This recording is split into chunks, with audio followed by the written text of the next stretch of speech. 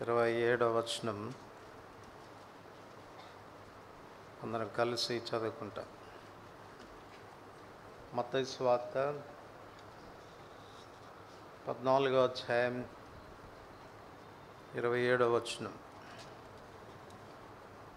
వెంటనే యేసు ధైర్యం తెచ్చుకొనుడి, నేనే, భయపడకూడని వారితో చెప్పగా. అలాగనే సమూయేలు 2వ గ్రంథం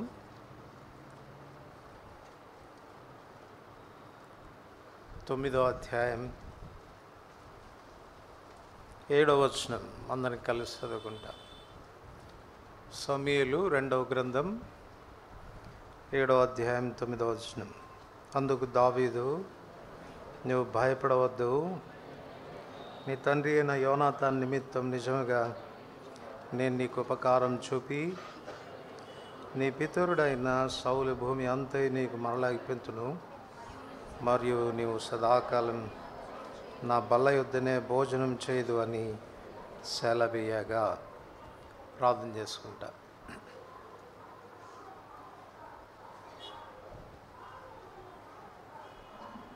ప్రేమగల తండ్రి, యేసుప్రభు వారి శ్రేష్టమైన నామమున మరొకసారి మీ పాదములు చెంచేరి వందనములు చెల్లిస్తూ ఉంటున్నాం.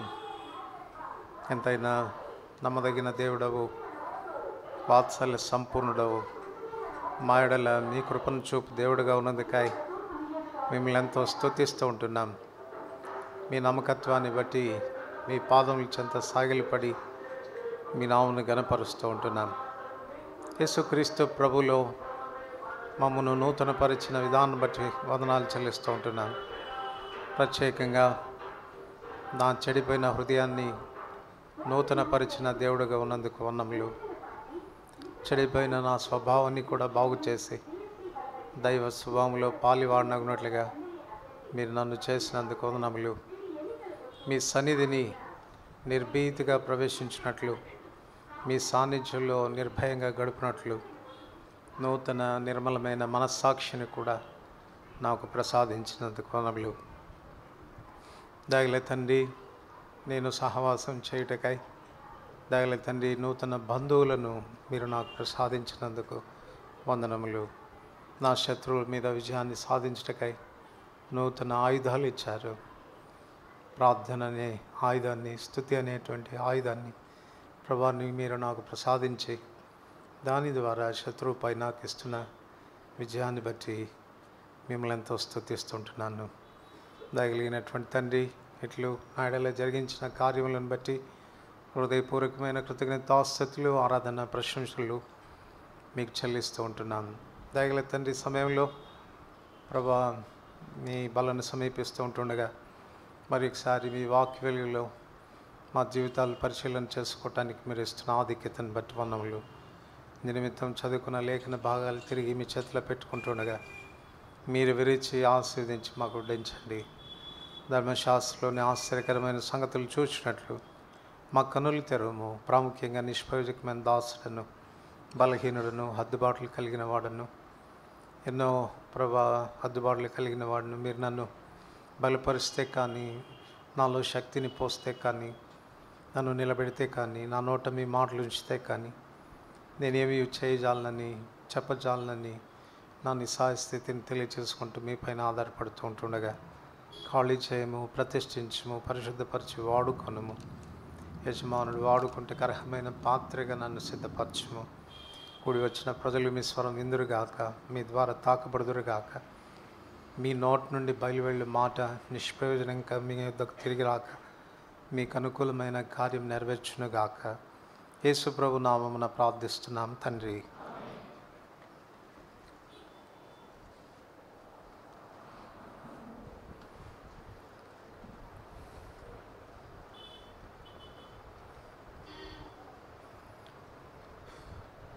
సమూయేలు 2వ గ్రంథం 9వ అధ్యాయం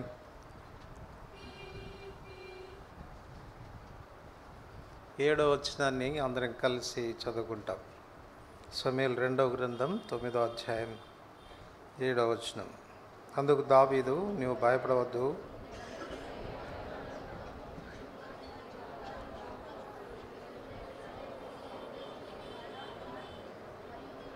నీవు సదాకాలం నా బలవతిని భోజనం చేయదవని సెలవేయగా. చదువుకున్న లేఖన భాగములపై దేవుడు తన ఆశీర్వాదం ఉంచి చేరవచ్చిన మనందరితోనూ ప్రభువు మాట్లాడినగాక. దేవుని వాక్యం మన జీవితాల్లో కార్యకారి అగుట ద్వారా ప్రభు మనల్ని రూపాంతరపరచునుగాక. బలలో యోగ్యంగా పాలు పొందేదానికి అర్హతను ప్రభు మనకు అనుగ్రహించునుగాక. మన ప్రభు అభయమిచ్చేటువంటి దేవుడని మనం వింటా ఉన్నాం. మన ప్రభు అభయమిచ్చేటువంటి దేవుడు. ఏ విషయాల్లోనైనా ఆయన మనకు అభయమిస్తాడు. ఆ అభయమిచ్చే దేవుడికి అభయమిచ్చే అందుకు అర్హత ఉంది. అభయమిచ్చే దాని కొరకైనా సామర్థ్యం ఉంది. అభయమిచ్చే దాని కొరకైనా నమ్మకత్వం కూడా ఉంది. ఆయన అర్హుడైన దేవుడు, సామర్థ్యం కలిగిన దేవుడు, నమ్మకమైన దేవుడు. ఏదైనా మాట ఇచ్చి నేను ఎప్పుడు ఇలా చెప్పాను అని చెప్పడు. ఆయనలో చంచలత్వమైన గమనాగమనం వల్ల కలుగు ఛాయ కూడా ఉండదు. మాట ఇచ్చే నెరవేర్చేటువంటి దేవుడు. ఆయన ఇచ్చే వాగ్దానాలు అందుకే మన జీవితాల్లో, మన ఆత్మీయ జీవితానికి లంగరు లాంటివి.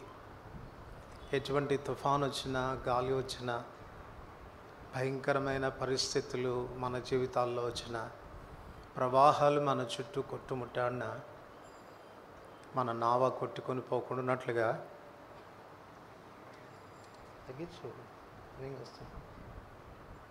మన నావ కొట్టుకొని పోకుండానట్లుగా మన ఆత్మీయ జీవితాల్ని నిలబెట్టే లంగరు లాంటివి. అందుచేత దేవుడిచ్చే వాగ్దానాల్ని ఉన్నది ఉన్నట్టుగా ఒకవేళ నువ్వు విశ్వసించగలిగితే, వాటిని ఆశ్రయించగలిగితే, వాటి మీద ఆధారపడగలిగితే నిశ్చయంగా దాని యొక్క ఫలితాలు నీ జీవితంలో చూడవచ్చు. వాగ్దానం చేసిన వాడు నమ్మదగిన వాడు, అబద్ధమాడనేరని దేవుడని ఆయనకు పేరు. ఇక్కడ ఈ సందర్భంలో మరొక వ్యక్తిని మనం చూడవచ్చు. మెఫీబోషెతు అనేటువంటి ఒక వ్యక్తికి దావీదు ఇస్తున్నటువంటి ఆ భయం. పోయిన ఆదివారం కూడా మనం చూసాము. దావీదు మరొక వ్యక్తికి అభయం ఇచ్చాడు, అబ్యాతారుకు అభయం ఇచ్చాడు. అక్కడ మనం చెప్పుకున్న విషయం ఏంటి? దావీదు మన పరమ రక్షకుడైన యేసుప్రభు వారికి సాదృశ్యంగా ఉన్నాడు అని. ఇక్కడ కూడాను దావీదు రక్షకుడైన యేసుప్రభు వారికి సాదృశ్యంగానే ఉన్నాడు. ఆయన ఇచ్చేటువంటి అభయము భయపడవద్దు, భయపడవద్దు. ఇంకో మాటలో చెప్పాలనంటే, ఇక్కడ తండ్రి అయినటువంటి దేవుడు అభయమిస్తున్నట్టుగా మనకు కనపడుతుంది. తండ్రి అయిన దేవుడు అభయమిస్తున్నట్టుగా కనపడుతుంది. ఎందుకు ఈ మాట చెప్పాల్సి వస్తుంది అని అంటే, మొదటి వచనంలో దావీదు అంటాడు, యోనాతానును బట్టి నేను ఉపకారం చూపుటకు అని. కనుక దేవుడు మన ఎడలో చూపేటువంటి ఉపకారాలన్నీ కూడాను తన కుమారుడైన యేసుక్రీస్తు ప్రభువును బట్టి మనకు కలుగుతాయి. కనుక తండ్రి అయిన దేవుడు ఇస్తున్నటువంటి ఈ అభయం మనం ఇక్కడ చూడవచ్చు. ఎవరికి ఇస్తున్నాడు? మెఫీబోషెతుకు ఇస్తున్నట్లుగా మనకు కనపడుతుంది. భయపడవద్దు అని మెఫీబోషెతుతో దావీదు చెప్తున్నప్పుడు మనకు స్పష్టంగా అర్థమవుతున్న విషయం ఏంటంటే, మెఫీబోషెతు చాలా భయంలో ఉన్నాడు అన్న విషయం మనకు అర్థమవుతుంది. మెఫీబోషెతు భయపడుటకు కారణాలేంటి అని మనం ఆలోచిస్తే, మెఫీబోషెతు జీవితంలో తాను భయపడడానికి కొన్ని కారణాలు కనపడతాయి. మొట్టమొదటి కారణం, తన పేరును బట్టే తాను భయపడుతున్నాడు అని చెప్పాలి. నేమ్ సిగ్నిఫైస్ ది క్యారెక్టర్ అంటాం కదా. పేరు సౌశీల్యాన్ని తెలియచేస్తుంది, ఆ వ్యక్తి యొక్క గుణాన్ని తెలియచేస్తుంది అని. మెఫీబోషెతు అనేటువంటి మాటకు అర్థము ఏంటనంటే హానికరుడు లేక సిగ్గుకరమైన వాడు అనేటువంటి భావాలు ఇస్తుంది, అనేటువంటి భావాన్ని ఇస్తుంది. ఏ హానికరుడైనా తప్పక భయపడాల్సిందే. దేనికి భయపడతాడు హానికరుడు? దేనికి భయపడతాడు? హాని చేసేటువంటి వ్యక్తి నిర్భీతిగా నిర్భయంగా తను సమాజంలో ఉండలేడు. హాని చేసేటువంటి వ్యక్తి చట్టానికి భయపడాల్సిన పరిస్థితి ఏర్పడుతుంది. కనుక మొట్టమొదటిగా తన జీవితంలో ఉన్న తన వ్యక్తిత్వమే తన భయానికి కారణం అని చెప్పవచ్చు. అందుచేతనే తాను చేసిన లేక తన జీవితాన్ని బట్టి, తన హానికరమైన జీవితాన్ని బట్టి సిగ్గుపడాల్సినటువంటి లేక తల ఉంచుకోవాల్సినటువంటి పరిస్థితి తన జీవితంలో ఉంది అని చెప్పవచ్చు. ఈ విషయంలో మన విషయానికి వస్తే మనకు కూడా ఏ మినహాయింపు లేదు. ఇందులో మనకు కూడా ఏ మినహాయింపు లేదు. వాస్తవికంగా మనందరం కూడా అలాంటి వారమే అని చెప్పాలి. ఎందుకంటే పాపము మనల్ని అటువంటి స్థితిలోనికి తీసుకుని వెళ్ళింది. పాపం మనం సిగ్గుపడేటట్టుగా చేసింది. పాపము హానికరమైన జీవితాన్ని మనకు ప్రసాదించింది. హానికరుడు ఒకవేళ మెఫీబోషెతు అయితే బహుశా తాను మనుషులకు హాని చేసి ఉండొచ్చేమో, కానీ మనం ఎవరికి హాని చేసాం చెప్పండి? మనం ఎవరికి హాని చేశాం? మీరు సిలువ వేసిన యేసునే. అంటే మనం చాలా భయంకరులం కదా. ఎవరిని చంపేశాం? మనం యేసు ప్రభువుని చంపేశాం. సో వాస్తవానికి మన జీవితాలు కూడా సిగ్గుపడడానికి అదే కారణం. సిగ్గుపడడానికి అదే కారణం. మనం తెలుసు, పెంతెకొస్తు దినాన అపోస్తలుడైన పేతురు తాను నిలబడి ప్రసంగం చేస్తూ సిలువ వేసిన ఈ యేసునే అని వారు సిలువ వేసిన దాన్ని జ్ఞాపకం చేసినప్పుడు వాళ్ళు చాలా భయపడ్డారు, హృదయంలో నొచ్చుకున్నారు. ఇప్పుడు మేము ఏం చేయాలి? పరిస్థితి నుంచి మేము తప్పించబడ్డానికి మేము ఏం చేయాలి అన్నటువంటి ఆందోళనను వాళ్ళు వ్యక్తపరిచినట్టుగా మనం చూడవచ్చు. కనుక మొట్టమొదటిగా ఒక పాపి తన వ్యక్తిత్వాన్ని బట్టి తన జీవితంలో భయం వస్తుంది. ఎందుకు? బైబిల్ స్పష్టం చేస్తుంది, పాపము వలన వచ్చు జీతము మరణం. సో ప్రతి పాపి జీవితంలో మరణ భయం అనేది వెంటాడుతూ ఉంటుంది. నేను చేసిన పాపాన్ని బట్టి, నేను చేసిన పొరపాట్లను బట్టి, నేను చేసిన హానికరమైన జీవితాన్ని బట్టి నా కాన్సిక్వెన్సెస్, నా ఫలితాలు ఎలా ఉండబోతున్నాయి, నా జీవితం యొక్క అంతిమ దశ ఎలా ఉండబోతుంది అన్నటువంటి ఆ భయం అనేది ప్రతి మనుషుని వెంటాడుతూ ఉంటుంది. కనుక మెఫీబోషెతులో ఉన్నటువంటి మొదటి భయానికి ఇదే కారణం అని మనం చెప్పుకోవచ్చు. అదేలాగానే మన వ్యక్తిగతమైన జీవితాల్లో కూడా కీర్తన 51:5 మనందరికీ తెలుసు, పాపములోనే పుట్టిన వారం, పాపంలోనే మన తల్లి మనల్ని గర్భమున ధరించింది. ఆదికాండం 6:5 ప్రకారంగా మనం ఆలోచన చేస్తే, నరుల హృదయ ఆలోచన వారి బాల్యము నుండి చెడ్డది, వారి హృదయం యొక్క తలంపుల్లోని ఊహంతయు ఎల్లప్పుడూ కేవలం చెడ్డదని యెహోవా చూచి. అది మన పర్సనాలిటీ, అది మన వ్యక్తిత్వం, లేక అది మన పేరు అని చెప్పుకోవచ్చు. కనుక మన వ్యక్తిత్వాన్ని బట్టి మనకు భయం అనేది వచ్చింది. అందుకే ఆదాం భయపడ్డాడు, పొదల చాటున దాక్కున్నాడు, ప్రభు సన్నిధికి రాలేకపోయినాడు. కనుక ఇది మొదటి కారణం అని చెప్పవచ్చు మెఫీబోషెతు భయపడ్డానికి. రెండవది, మెఫీబోషెతు భయపడ్డానికి రెండవ కారణం ఏమని చెప్పుకోవచ్చు అనంటే, మెఫీబోషెతు దావీదు యొక్క శత్రువు కుమారుడు. దావీదు యొక్క శత్రువు కుమారుడు. రాజులు తాము సింహాసనాల మీదకి వచ్చినప్పుడు వారు చేసేటువంటి మొదటి పని ఏంటంటే, శత్రుశేషం లేకుండా చేసుకుంటారు. వాళ్ళు శత్రుశేషం లేకుండా చేసుకుంటారు. వారి రాజ్యము సుభిక్షంగా ఉండడానికి, నెమ్మదిగా పరిపాలన కొనసాగించడానికి, లా అండ్ ఆర్డర్ని మెయింటైన్ చేయడానికి, దేశంలో ఈ సమాధానకరమైన పరిస్థితులు నెలకొని ఉండడానికి శత్రువు అనేటువంటి వ్యక్తి లేకుండా వారందరినీ కూడా సంహరిస్తారు. కనుక నిశ్చయంగా మనకు తెలుసు, సమూయేలు మొదటి గ్రంథం 3వ అధ్యాయం 1వ వచనం ప్రకారంగా బహుకాలం దావీదు కుటుంబీకులకు సౌలు కుటుంబీకులకు యుద్ధం జరిగినట్టుగా మనం చూస్తాం. ఆ యుద్ధంలో ఎవరు వర్ధిల్లారు, ఎవరు నీరసిల్లారు? దావీదు అంతకంతకు వర్ధిల్లాడు, సౌలు అంతకంతకు నీరసిల్లినట్లుగా మనకు కనబడు. వాస్తవానికి ఇది రాయబడింది ఎప్పుడు అనంటే, దావీదు సింహాసనం మీదకి రాకపూర్వమే ఈ పరిస్థితులు జరుగుతూ వచ్చినాయి. ఇప్పుడు ఇంకా సింహాసనం మీదకి వచ్చాడు, రాజ్యాధికారం తన చేతిలో ఉంది కనుక నిశ్చయంగా తనకు ప్రాణ భయం అనేది తప్పకుండా మెఫీబోషెతుకు ఉంటుంది. కనుక ఇది రెండవ కారణం.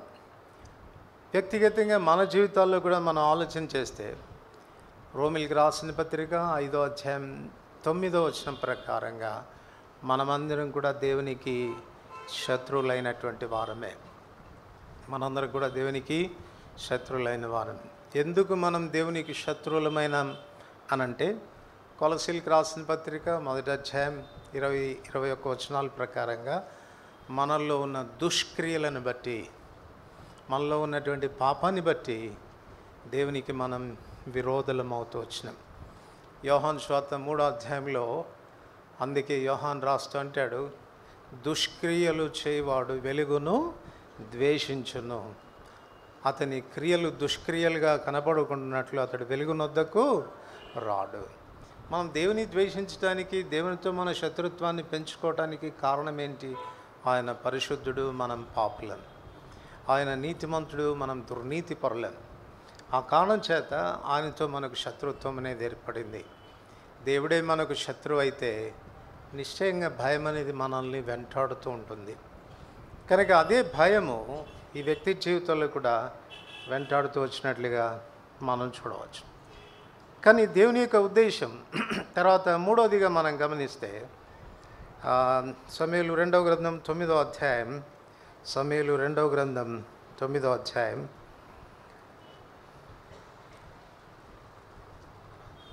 4వ వచనం మొదటి భాగం, అతడు ఎక్కడ ఉన్నాడు అన్న ప్రశ్న మనకు కనబడుతుంది. అతడు ఎక్కడ ఉన్నాడు? ఎందుకు ఆ ప్రశ్న వేయాల్సి వచ్చింది దావీదు? ఎందుకు ఆ ప్రశ్న వేయాల్సి వచ్చింది అనంటే, మెఫీబోషెతు కనబడటం లేదు కాబట్టి.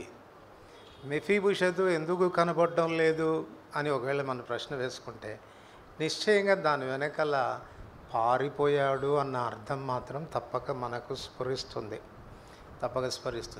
ఎందుకు పారిపోయాడు తను? ఎందుకు పారిపోయాడు?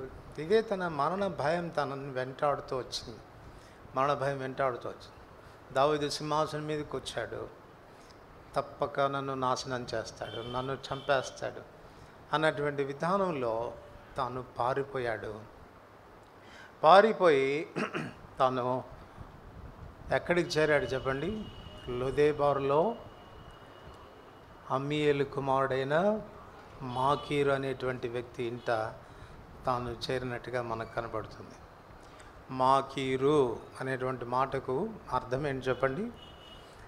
మాకీరు అనేటువంటి మాటకు అమ్మబడుట అనేటువంటి అర్థం ఇస్తుంది. ఇప్పుడు తన ప్రాణరక్షణ కొరకు, తన షెల్టర్ కొరకు, తాను దాగి ఉండేదాని కొరకు పారిపోవడం మాత్రమే కాకుండా తాను అమ్మేసుకున్నాడు. ఎవరికి? మాకీరుకు అమ్మివేయబడ్డాడు. కనుక తన ఉద్దేశం ఏంటంటే, అక్కడ నేను కాస్త క్షేమంగా ఉంటానేమో, 4 కాలాలు బ్రతికి ఉంటానేమో అన్నటువంటి తలంపుతో మాకీరు చెంతకు తాను వెళ్ళినట్లుగా మనం చూస్తాం. ఆ మాకీరు ఎక్కడున్నాడు? లోదెబారులో ఉన్నాడు. ఆ మాకీరు ఎక్కడున్నాడు? లోదేబారు. లోదేబారు అనే మాటకి అర్థం పచ్చిక లేని ప్రదేశము, ఎండిపోయిన ప్రదేశము, ఆహార కొరత ఉన్న ప్రదేశము అని చెప్పవచ్చు. ఇప్పుడు చెప్పండి, మెఫీబోషెత్ పారిపోయింది దేని కొరకు? మెఫీబోషెత్ పారిపోయింది దేని కొరకు? ప్రాణభయంతో. నేను చావకూడదు, నేను బ్రతకాలి అన్న ఉద్దేశంతో పారిపోయాడు. కానీ పారిపోయిన వాడు ఎక్కడ చేరాడు? మాకీరు ఇంట చేరాడు. తాను అమ్మేసుకున్నాడు మాకీరుకు. అయ్యా దయచేసి నన్ను ఇక్కడ దాచిపెట్టు అని తను అప్పగించుకున్నాడు. ఆ అప్పగించుకున్న ప్రదేశం లోదేబారు. లోదేబారు అనగా పచ్చిక లేని ప్రదేశం, ఆహార కొరత ఉంది. ఇప్పుడు చూడండి, దేనికైతే భయపడుతూ వచ్చాడో తన ప్రాణాన్ని సంరక్షించుకోవడానికి ఎక్కడికైతే తాను పారిపోయాడో ఆ ప్రదేశంలో ఏం కొరత ఉంది? ఆహార కొరత ఉంది. మనకు తెలుసు కదా, ఆహార కొరత ఉంటే ఏమవుతుంది? తప్పిపోయిన కుమారుని అడిగితే తెలుస్తుంది మనకు. ఆయన చెప్తాడు మనకు జవాబు కదండి. లూకా సువార్త 15:17 వాడికి బుద్ధి వచ్చినప్పుడు, నా తండ్రి ఇంట అనేక మంది కూలివాండ్రకు సమృద్ధి అయిన అన్నము దొరుకుతూ ఉంది, ఇక్కడైతే నేను ఆకలితో చచ్చిపోతున్నాను. ఏ భయంతో పారిపోయాడో ఆ ప్రాణభయం అక్కడ కూడా తను వెంటాడుతూ ఉంది. ఇంకా మామూలు చెప్పుకోవాలనంటే, ఒక్కసారి చావడం చాలా మంచిది, కానీ దినదినం చావడం మరీ భయంకరంగా ఉంటుంది కదా. అది ఎలా ఉంటుందంటే, ఇవాళ చచ్చిపోతానేమో.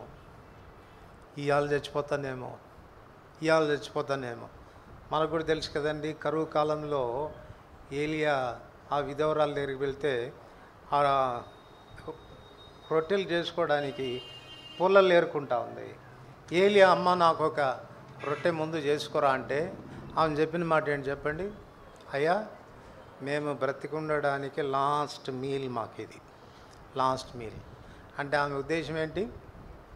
రేపు ఉంటామో పోతామో అన్నటువంటి భయం. కనుక దినదినము తాను ప్రాణభయంతో గడుపుతూ ఉన్నాడు. సరైన పోషణ లేదు, ఆకలితో చచ్చిపోతూ ఉన్నాడు. దినదినము కూడా ప్రాణభయం ఎక్కువైపోతూ ఉంది. ఇవాళ చేస్తాను, రేపు చేస్తాను అన్నటువంటి ప్రాణభయంతో బ్రతుకుతూ ఉన్నాడు. ఇటువంటి సమయంలో అండి తనకు సమ్మన్స్ వచ్చినాయి. ఎక్కడి నుంచి? దావీదు దగ్గర నుంచి. మూలిగే నక్క మీద తాటి గాయపడినట్టు అయింది. అసలే కష్టపడుతున్నాను, అసలే ప్రాణభయంతో బ్రతుకుతున్నాను, నేను ఏ శత్రువుకైతే దొరకకూడదని పారిపోయి వచ్చానో ఆ శత్రువుకు నా అడ్రస్ తెలిసిపోయింది, నా చిరునామా తెలిసిపోయింది. ఇప్పుడు నన్ను పట్టుకుపోవడానికి బంటులను పంపించాడు. ఇక అయిపోయింది, this is the last day అనేటువంటి స్థితిలోకి వచ్చాడు. ఇది దావీదు భయపడడానికి ఉన్నటువంటి కారణాలు.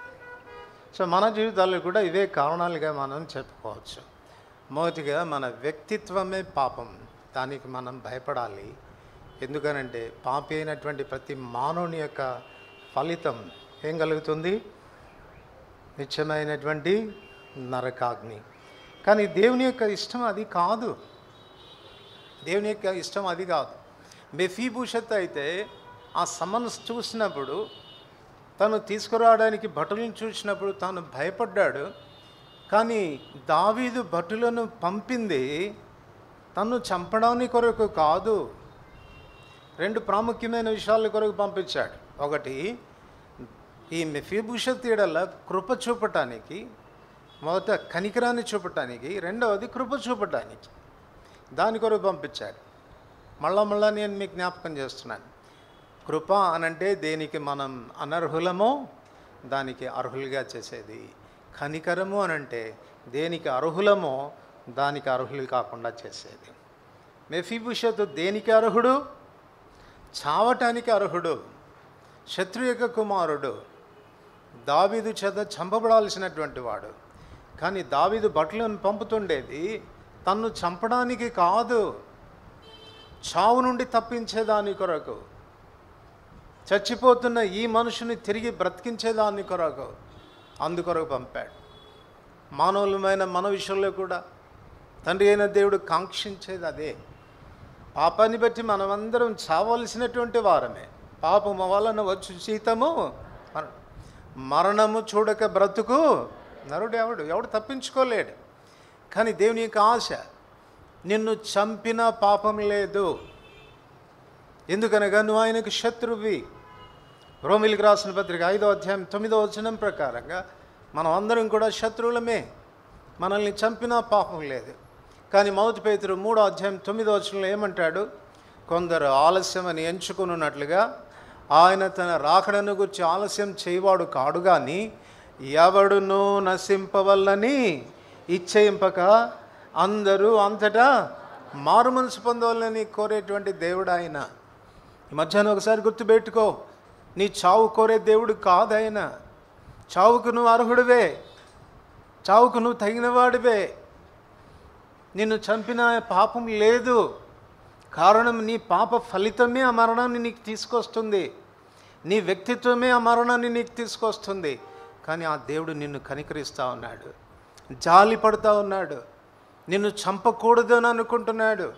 అందుకే ఆహ్వానం ఇస్తున్నాడు, రా నా దగ్గరికి. తన దగ్గరకు వచ్చినప్పుడు అప్పుడు ఇస్తున్నాడు, అభయం ఇస్తున్నాడు. మెఫీబోషెతు, భయపడవద్దు. నాకు తెలుసు నీకుంది భయం లోపల. ఏ భయం? నేను చంపుతానేమో అని భయం. చంపటానికి కాదు నేను నిన్ను పిలిపించింది. అది దావీదు మెఫీబోషెతుకి ఇస్తున్న మొదటి అభయం. రెండవది, నేను శత్రువు యొక్క కుమారుని కాబట్టి తప్పకుండా ఆయన నన్ను చంపుతాడు అన్నటువంటి భయం తను వెంటాడుతూ వచ్చింది. కానీ దావీదు తనకు అభయమిచ్చాడు, నేను నిన్ను చంపనని. మన వ్యక్తిగతమైన జీవితంలో కూడా మనకు తెలుసు కదా, రోమిలికి రాసిన పత్రిక 5వ అధ్యాయం, రోమిలికి రాసిన పత్రిక 5వ అధ్యాయం 9వ వచనం, క్షమించండి 10వ వచనం, ఏలైనగా శత్రువులమై ఉండగా ఆయన కుమారుని మరణం ద్వారా మనం దేవునితో సమాధానపరచబడిన ఎడల సమాధానపరచబడిన వారమై ఆయన జీవించుట చేత మరి నిశ్చయముగా రక్షింపబడదుము. అలాగనే తెస్సలోనికలకు రాసిన మొదటి పత్రిక 5వ అధ్యాయం, తెస్సలోనికలకు రాసిన మొదటి పత్రిక 5వ అధ్యాయం 9వ వచనం, తెస్సలోనికలకు రాసిన మొదటి పత్రిక 5వ అధ్యాయం 9వ వచనం, అందరూ కలిసి. ఎందుకనగా మన ప్రభు అయిన యేసుక్రీస్తు ద్వారా రక్షణ పొందుటకే దేవుడు మనల్ని నియమించని కానీ ఉగ్రత పాలగుటగా ఆయన రక్షణ పొందాలనే కోరుతున్నాడు. ఆయన ఉగ్రత మన మీద రావాలని ఆయన కోరుకోవటం లేదు. దేవుని యొక్క ఉగ్రత నీ మీదికి రావడానికి కారణం ఏమవుతుంది చెప్పండి? దేన్ని బట్టి? నువ్వు చేసిన పాపాన్ని బట్టి కాదు, నువ్వు ఆయనకు శత్రువు కాబట్టి కాదు, నీ అపరాధాలను బట్టి కాదు, నువ్వు హానికరుడు కాబట్టి కాదు, సిగ్గుతో తల వంచుకోవాల్సినటువంటి స్థితిలో ఉన్న నీవు ఆ స్థితిని బట్టి కాదు. చూడండి దేన్ని బట్టో.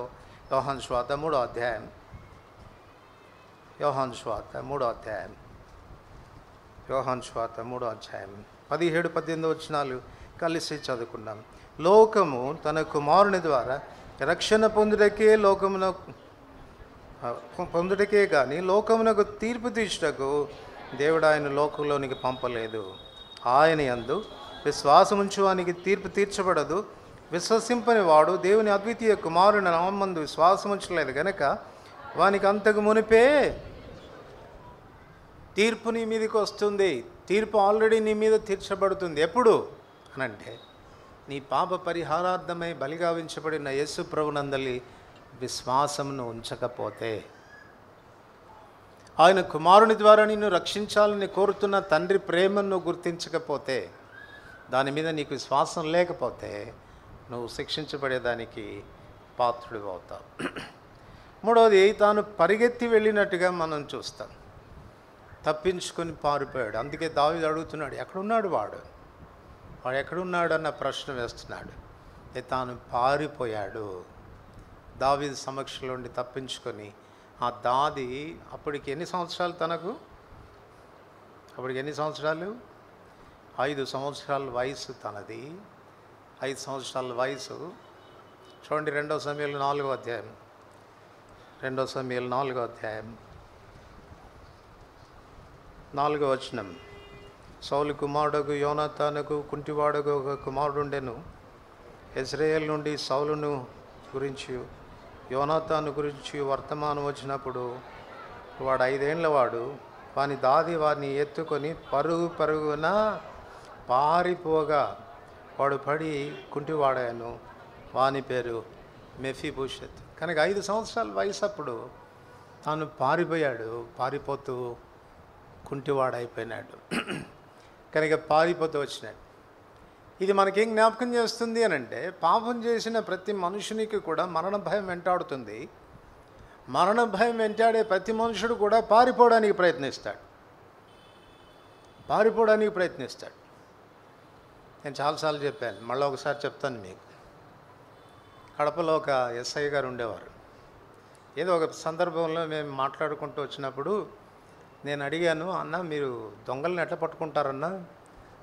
మాలాగానే ఉంటారు కదా వాళ్ళు కూడా, మాలాంటి షర్ట్ వేసుకుంటారు, మాలాంటి ప్యాంట్లు వేసుకుంటారు, మాలాంటి ముఖాలే ఉంటాయి వాళ్ళకి, మీరు దొంగలను ఎట్లా పట్టుకుంటారన్నా అన్నాడు. ఆయన నవ్వి ఒక మాట చెప్పాడు. ఏం చెప్పాడు తెలుసండి? ఏం లేదన్నా, మేము పోలీస్ డ్రెస్ చేసుకొని పోతాం కదా, వాళ్ళు మమ్మల్ని చూడగానే వాళ్ళ ముఖంలో కలవరం మొదలవుతుందంట. మామూలుగా ఏం తప్పు చేయనివాడు మామూలుగా ఉంటాడు, ఫ్రీగా ఉంటాడు. వాడు ఆల్రెడీ తప్పు చేశాడు కాబట్టి వాడు అనుకుంటా ఉంటాడంట, మాకు తెలిసిపోయింది ఇన్ఫర్మేషను, అందుకే మేము అక్కడికి వచ్చాము అని అనుకుని ముఖంలో కలవరపడతా ఉంటాడంట. బిత్తర చూపులు చూస్తూ ఉంటాడంట, ఎటు పారిపోదామా అని. ఆయన పట్టుకుంటామన్నా అట్లా. తప్పు చేసినటువంటి వాడికి ఏం మనస్తత్వం ఉంటుంది? పారిపోవాలన్నటువంటి మనస్తత్వం ఉంటుంది. పారిపోయాడు. ఎక్కడ చేరాడు? మాకీరింటి చేరి మాకీరుకు అమ్మబడ్డాడు. బహుశా బతిమలు ఆడుకున్నాడేమో, ఓ మాకీరా నా ప్రాణాన్ని కాపాడు, నేను దాక్కోవడానికి నాకు కొంచెం స్థలం ఇవ్వు, తల దాచుకోవడానికి నాకు కొంచెం స్థలం ఇవ్వు, నా శత్రువైన దావీదుకు నేను కంటపడకుండా నన్ను దాచిపెట్టు. మాకీరింటి చేరాడు. కానీ మనం గుర్తించాల్సినటువంటి విషయం ఏంటంటే, పాపం చేసి మరణ భయం చేత ఉన్నటువంటి నీవు ఎక్కడికి పారిపోగలవు? 139వ కీర్తనలో దావీదు అంటాడు, ప్రభువా నీ సన్నిధి నుంచి నేను ఎక్కడికి పారిపోగలను? నేను ఆకాశమునికి ఎక్కితే అక్కడ నీవు ఉన్నావు, నేను సముద్ర దిగంతంలోనికి వెళ్తే అక్కడ కూడా నీవు ఉన్నావు, నేను ఒకవేళ చీకటిలోనికి వెళదామనుకుంటే చీకటి నీకు చీకటి కాకుండా పోతా ఉంది. నీ సన్నిధి నుంచి నేను ఎక్కడికి? నువ్వు నా ముందు ఉన్నావు, నువ్వు నా వెనకాల ఉన్నావు, నా చుట్టూ కూడా ఆవరించి ఉన్నావు, నేను ఎక్కడికి పారిపోగలను? ఈ మధ్యాహ్నం ఒకసారి నీ జీవితాన్ని ఆలోచించుకో. మనుషులకు కళ్ళు కప్పవచ్చు, నువ్వు పాపం చేసినటువంటి నీవు మనుషుల నుండి దాచిపెట్టుకోవచ్చు. పోలీసు వ్యవస్థకు ఒకవేళ నువ్వు దొరకకపోవచ్చు, న్యాయ వ్యవస్థకు నువ్వు దొరకకపోవచ్చు, మరి ఎవరికి నువ్వు కంటపడకుండా నీ జీవితాన్ని కాపాడుకోవచ్చు. కానీ నీ జీవితాన్ని నిశ్చితంగా పరిశీలిస్తున్నా, నీ సమస్త చర్యల మీద దృష్టి పెట్టినా ఆ దేవుని దృష్టి నుండి నిన్ను నువ్వు తప్పించుకోవటం అసాధ్యం. అంచేత ఎక్కడికి పారిపోలేవు. ఆదాము దేవుడు ఈ ప్రశ్న వేసింది దేవునికి తెలియక కాదు. ఆదామా ఎక్కడున్నావు అన్న ప్రశ్న వేసింది తెలియక ఆయనకి తెలియక అండి. చెట్టు చాటున ఉన్న ఆదాం సంగతి తెలుసు, చెట్టు మీద ఉన్న జక్కయ్య సంగతి తెలుసు, చెట్టు క్రింద ఉన్న నతానీల సంగతి కూడా తెలుసు కదా. నువ్వు ఎక్కడున్నా ఆయనకు తెలుసు, నువ్వు ఎక్కడున్నా కూడా ఆయన నిన్ను పట్టుకోగలడు. పారిపోవడానికి ప్రయత్నం చేయవద్దు. క్షేమం ఒకటే. ఆయన నీ వెంట పడుతుండేది ఏంది, దేని కొరకు అనంటే నిన్ను పట్టుకోవడం కాదు. నిన్ను పట్టుకోవడం ఆయనకు 5 క్షణాలు పడుతుంది. కానీ ఆయన ఎందుకు నీ వెంట పడుతున్నాడు తెలుసా? నిన్ను చంపడానికి కాదు, నీకు ఆశ్రయం ఇవ్వడానికి. అందుకే ఆయన ఆశ్రయదుర్గం. మాకీరింటికి పరిగెట్టే బదులు తాను ఎక్కడికి పరిగెట్టి ఉండవచ్చు? ఎక్కడికి పరిగిండొచ్చు? ఆశ్రయపురమైన ఆ 6 ఆశ్రయపురాలు ఇశ్రాయేలీలకు ఉన్నాయే, ఆ ఆశ్రయపురాల్లో దేనికో దానికి పరిగెట్టి వెళ్ళి ఉండవచ్చు, బ్రతికి ఉండేవాడు. కానీ తను ఎక్కడికి వస్తున్నాడు చెప్పండి? మాకీరింటికి పరిగెట్టుకొని వస్తున్నాడు. మన వ్యక్తిగతమైన జీవితాల్లో కూడా తప్పు చేసినటువంటి మనం, పాపం చేసిన మనం ఎక్కడికి పారిపోలేవు. గుర్తుపెట్టుకో, ఒక దినాన ప్రభు నిన్ను రెడ్ హ్యాండెడ్గా పట్టుకుంటాడు. మీ పాపము మిమ్మును పట్టుకొనునని తెలుసుకొనుడి. మనం చేసే పాపాలే మనల్ని పట్టిస్తాయి. ఒక దినాన ఆయన ముందు మనం దోషులుగా నిలబడాల్సిన పరిస్థితి వస్తుంది. ఆ దినం రాకమునిపే పాప విముక్తుడిగా నిన్ను చేయాలని కోరుతున్నటువంటి ఆ దేవుడు ఈ మెఫీబుషత్తుకి ఇచ్చినటువంటి ఆహ్వానాన్ని నీకు ఇస్తా ఉన్నాడు. 4వది కదా అని పారిపోవడం మాత్రమే కాకుండా మాకీరుకు తను అమ్మివేయబడ్డాడు. మాకీరుకు తను అమ్మివేయబడ్డాడు. మన పరిస్థితి కూడా అదే కదండి. యెషయా గ్రంథం 50వ అధ్యాయం 1వ వచనం. యెషయా గ్రంథం 50వ అధ్యాయం 1వ వచనం. యెహోవా ఇలాగ సెలవిస్తున్నాడు, నేను మీ తల్లిని విడనాడిన పత్రిక ఎక్కడున్నది? నా అప్పుల వారిలో ఎవనికి మిమ్మును అమ్మివేస్తుని, మీ దోషములను బట్టి మీరు అమ్మబడితిరి, మీ అతిక్రమములను బట్టి మీ తల్లి పరిత్యాగము. ఎవరు అమ్మివేశారు మనల్ని? మన దోషములను బట్టి మనం అమ్మబడితిమి. రోమా 7:14లో కూడా పౌలు అదే మాట అంటాడు కదా, ధర్మశాస్త్రము ఆత్మ సంబంధమైనదని ఎరుగుదును, అయితే నేను శరీర సంబంధినై పాపమునకు అమ్మబడ్డాను. అమ్మబడినటువంటి స్థితి, మాకీరి ఇంట ఉన్నాను. వాస్తవానికి నేను ఎవరిని? అమ్మబడినటువంటి వాడు ఏమవుతాడు చెప్పండి? కొనబడిన వాడికి దాసుడవుతాడు, బానిసైపోతాడు. వాస్తవానికి మెఫీబోషెత్ ఎవరు? రాకుమారుల్లో ఒకడు, రాజ్యాధికారాన్ని వహించాల్సినటువంటి వాడు, సింహాసనం మీద కూర్చుండాల్సినటువంటి వాడు ఎక్కడికి వచ్చాడు? అమ్మబడిన స్థితిలోనికి, దాస్యంలోనికి. బహుశా మాకీరును బ్రతిమలాడుకున్నాడేమో, ఒరే బాబు నీ పాదసేవ చేస్తాను నాయన, నా ప్రాణాన్ని కాపాడు, నీకు దాసుడిని అయిపోతా, నీకు బానిసని అయిపోతా, నా ప్రాణాన్ని కాపాడు అని బ్రతిమలాడుకున్నాడు ఏమో. తన వ్యక్తిత్వాన్ని అమ్ముకున్నాడు, బానిస అయిపోయాడు. మన వ్యక్తిగతమైన జీవితాల్లో కూడా, పాపం చేసినటువంటి మన జీవితాలు కూడా అదే పరిస్థితి. కానీ ప్రభు యొక్క కృప ఏంటి చెప్పండి? ప్రభు యొక్క కృప ఏంటి? అమ్మబడినటువంటి మనల్ని ఏం చేయాలని కోరుతున్నాడు ఆయన? విడిపించాలని కోరుతున్నాడు. అమ్మబడినటువంటి మనల్ని విమోచించాలని కోరుతున్నాడు. అందుకే ఆయన అంటాడు, నేను పరిచారం చేయించుకొనుటకు రాలేదు, అనేకుల ప్రాణ విమోచన క్రయధనంగా నా ప్రాణం అర్పించడానికి వచ్చాను. పాపం చేత అమ్మివేయబడినటువంటి నీ, పాపానికి అమ్ముబడినటువంటి నిన్ను విడిపించడానికి, క్రయాన్ని చెల్లించడానికి వచ్చినటువంటి వాడు ఆ ప్రభు. ఈ వ్యక్తి ఎక్కడికి చేరాడు? మాకీరింటి చేరడం మాత్రమే కాక లోదేబారులోనంటే ఆహారం లేని చోట, కరువు ఉన్న చోట తాను చేరాడు. అందుకే ప్రభు ఇచ్చే ఆహ్వానం ఏంటి చెప్పండి? యెషయా గ్రంథం 55వ అధ్యాయం. యెషయా గ్రంథం 55వ అధ్యాయం 2-3 వచనాలు అందరికీ కలిసి చదువుతాం. 2-3 వచనాలు. ఆహారం కాని దాని కొరకు మీరు ఎలా రూకలు ఇచ్చేదరు? సంతుష్టి కలగజేయని దాని కొరకు మీ కష్టార్జితం ఎందుకు వ్యయపరిచెదరు?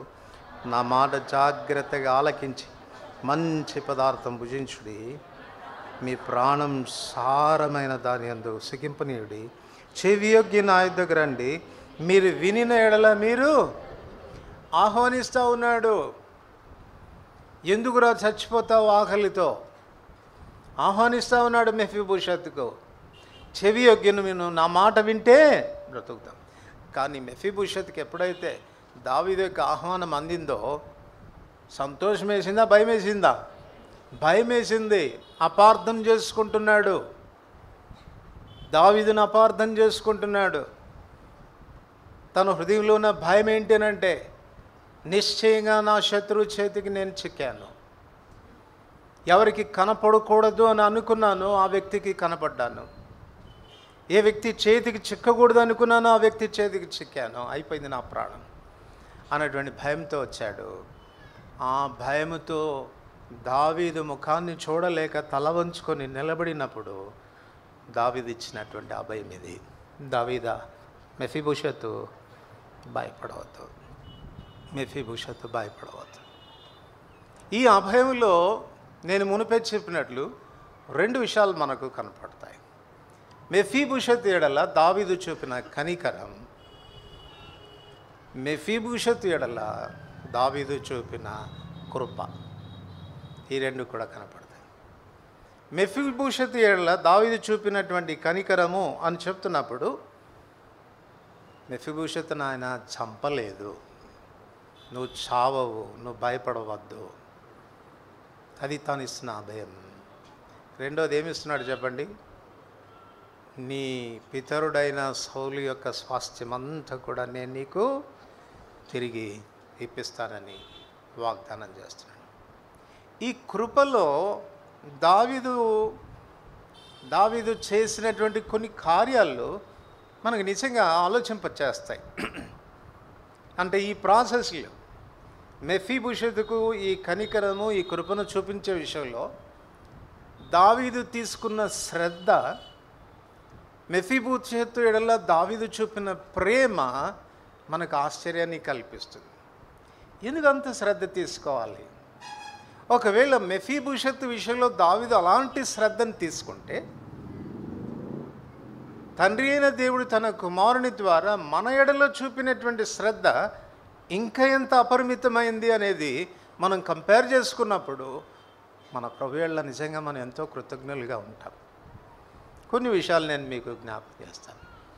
మొట్టమొదటిగా చూడండి, సమూయేలు 2వ గ్రంథం, సమూయేలు 2వ గ్రంథం 9వ అధ్యాయం. సమూయేలు 2వ గ్రంథం 9వ అధ్యాయం 1వ వచనం అందరికి కలిసి చదువుతాం. యోనాతానును బట్టి నేను ఉపకారం చూపుటకు సౌలు కుటుంబంలో ఎవడైనా కలడా అని దావీదు అడిగెను. ఈ మాట దావీదు అడిగెను. ఎవరిని గురించి ఎవరు అడుగుతున్నారు? యోనాతాను కుటుంబీకుల్లో ఎవడైనా ఉన్నాడా అన్నటువంటి విషయాన్ని గురించి దావీదు అడిగెను. ఇది యోనాతాను కుటుంబీకుల ఎడల దావీదు కనికరం చూపటానికి తన ఇనిషియేటివ్, తన ఆరంభం అది జ్ఞాపకం చేస్తుంది. కొన్నిసార్లు మనం ఆరాధించినప్పుడు ఆరాధిస్తాం కదా, మొదట నేను నిన్ను ఎరగనైతిని, మొదట నీవే నన్ను ఎరిగితివి. మీరు చెప్పండి, మెఫీబోషెతు దావీదు యొక్క కనికరము కొరకు కలలో కూడా ఊహించి ఉండాడు.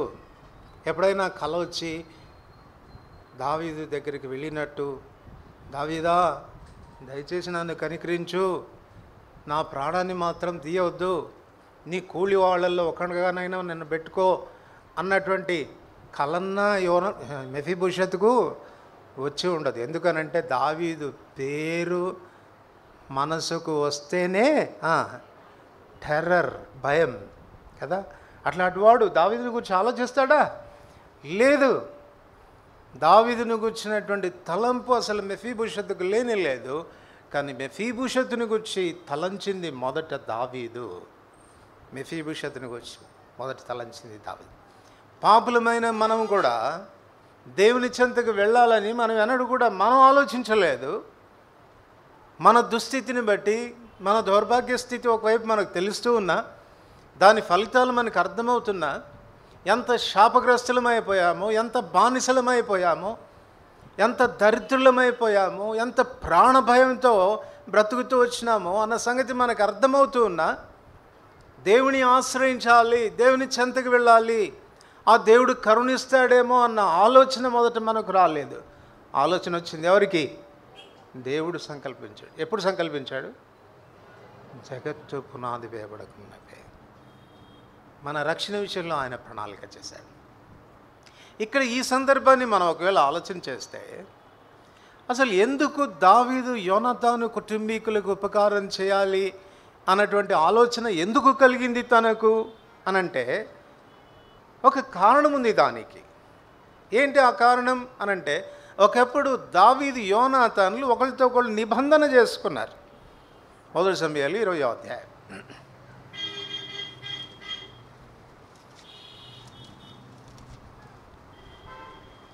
మొదటి సమయాలు 20వ అధ్యాయం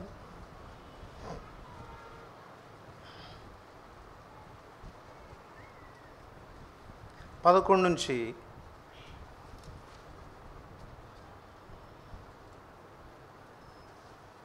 17 వచనాల వరకు ఉంటుంది. మధ్య భాగంలో సరే చదవండి. 11 నుంచి.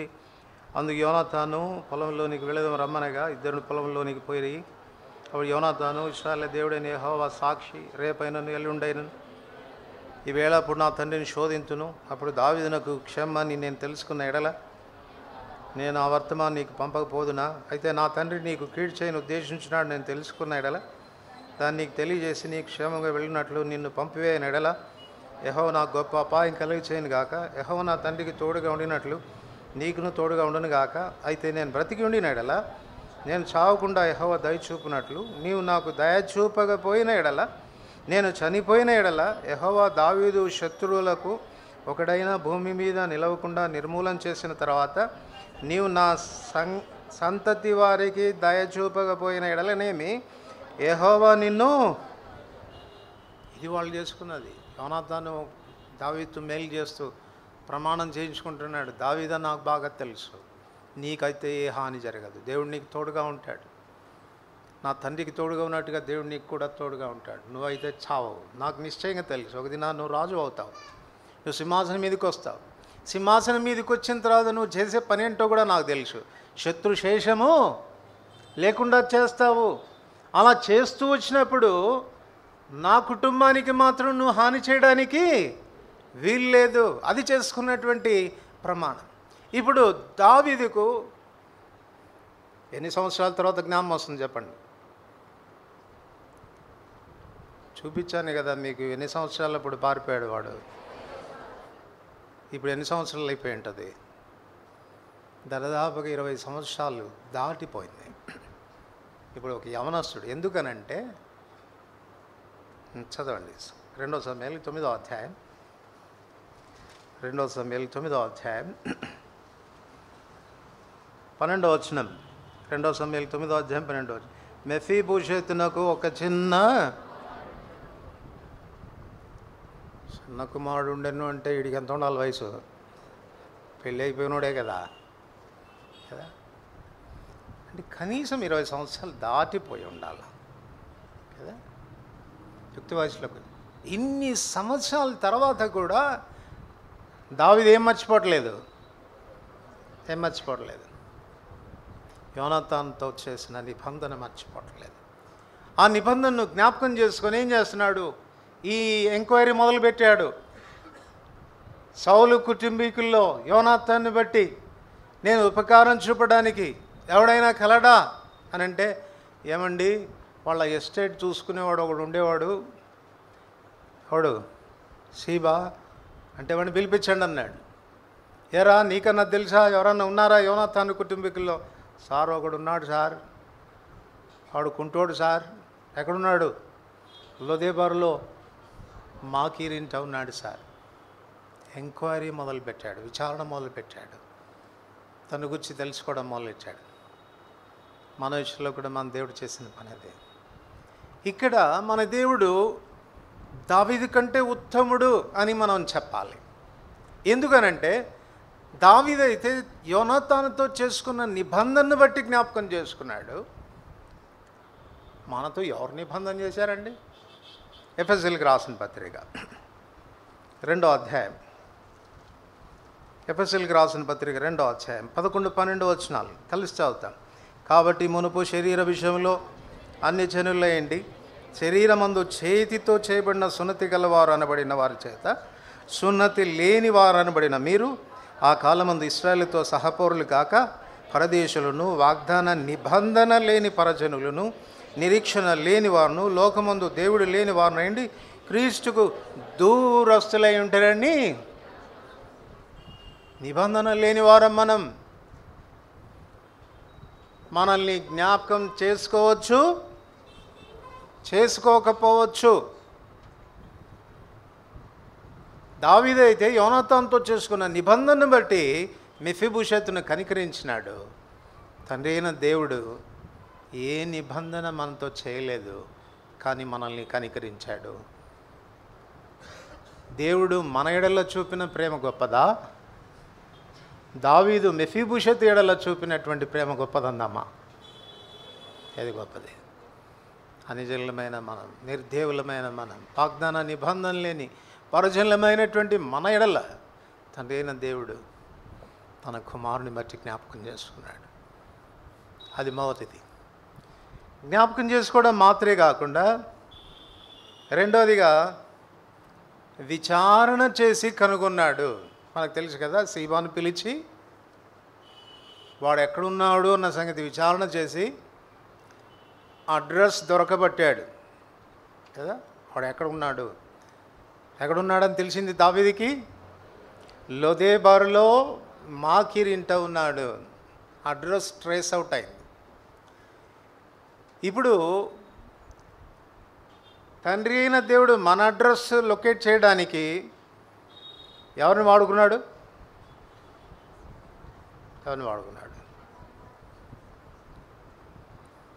వాడుకున్నాడండి? కీర్తనలు